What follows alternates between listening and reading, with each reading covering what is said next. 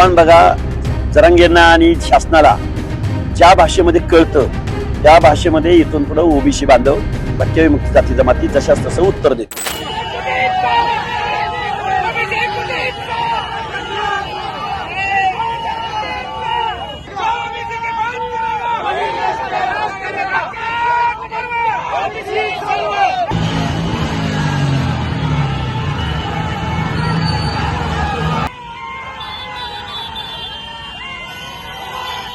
आव्हान बघा, जरांगेंना आणि शासनाला ज्या भाषेमध्ये कळतं त्या भाषेमध्ये इथून पुढे ओबीसी बांधव, भटक्या विमुक्त जाती जमाती जशाच तसं उत्तर देतील. आमच्या आंदोलनाच्या समोर येऊन, रॅलीने येऊन जर कोण घोषणाबाजी करत असेल, पर्यायी मार्ग उपलब्ध करून दिलेला असताना प्रशासनानं तरी सुद्धा आमच्या पेंडॉल समोरून, आमच्या मंडपासमोरून जर कोण घोषणाबाजी करत असेल तर आमची पोरं सुद्धा घोषणाबाजी करणार. साधं सोपं उत्तर आहे. मग ओबीसीने ठेका घेतलाय का कायदा सुव्यवस्था पाळायचा आणि जरांगेंना अर्वाच्य भाषेत शिवीगाळ करायची, घोषणाबाजी करायची, घरं जाळायची, झुंडशाही? मग आम्ही काही अन्याय सहन करायचा त्यांचा असं अपेक्षित आहे का मुख्यमंत्र्यांना?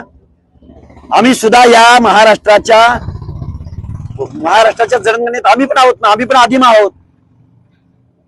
जरांगेच्या काय बापाचा आहे का महाराष्ट्र? का मुख्यमंत्र्याच्या बापाचा महाराष्ट्र आहे? महाराष्ट्र 18 पगड जातींचा महाराष्ट्र आहे.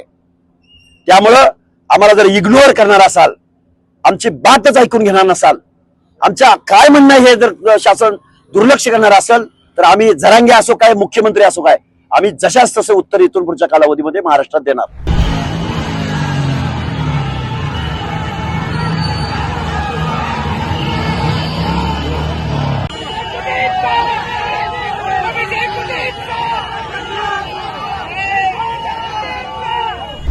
मला असं वाटतं की प्रत्येक समाजाला आपल्या मागण्यांकरता आंदोलन करण्याचा अधिकार आहे, पण हे करत असताना कुठेही हिंसा होणार नाही, दोन समाज एकमेकासमोर येणार नाही, समाजात तेढ निर्माण होणार नाही, समाजामध्ये कुठली हिंसा होणार नाही, याची दक्षता ही त्या समाजाच्या नेत्यांनी किंवा जे आंदोलन करतात त्यांनी घेतली पाहिजे.